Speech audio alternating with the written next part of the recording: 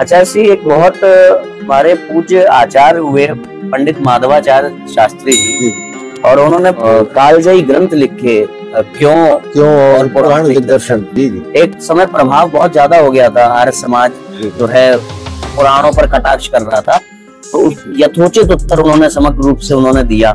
और इसमें उन्होंने एक जो ये मायावादम अच्छा शास्त्रम वाला जो श्लोक है पद्म पुराण का, उसका भी खंडन किया उन्होंने। उसमें उन्होंने कहा कि शंकराचार्य जी का जो सिद्धांत है वो भी श्रुति सम्मत है, और ये जो श्लोक है प्रक्षिप्त है, उन्होंने श्रुति के आधार पर उसको खंडित किया। इन्होंने ये माना शंकराचार्य का मायावाद भी वैदिक है।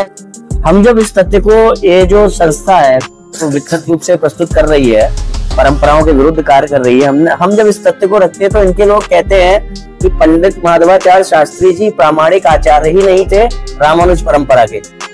कब के हैं? 19वीं सदी के ही हैं। अरे तो 19वीं सदी के तो कि उसको फिर प्रमाण कैसे मान लेंगे हम लोग? अरे तो 19वीं सदी के तो कि उसको फिर प्रमाण कैसे मान लेंगे हम लोग? तो उनकी प्रामाणिकता, माधवाचार्य जी रामानुज परंपरा के थे और विद्वान पुरुष थे, शास्त्र निष्ठावान थे, और माधवाचार्य जी के विषय में ऐसा कहना कि वो पारंपरिक नहीं थे, ये तो एक उनका अपलाप है।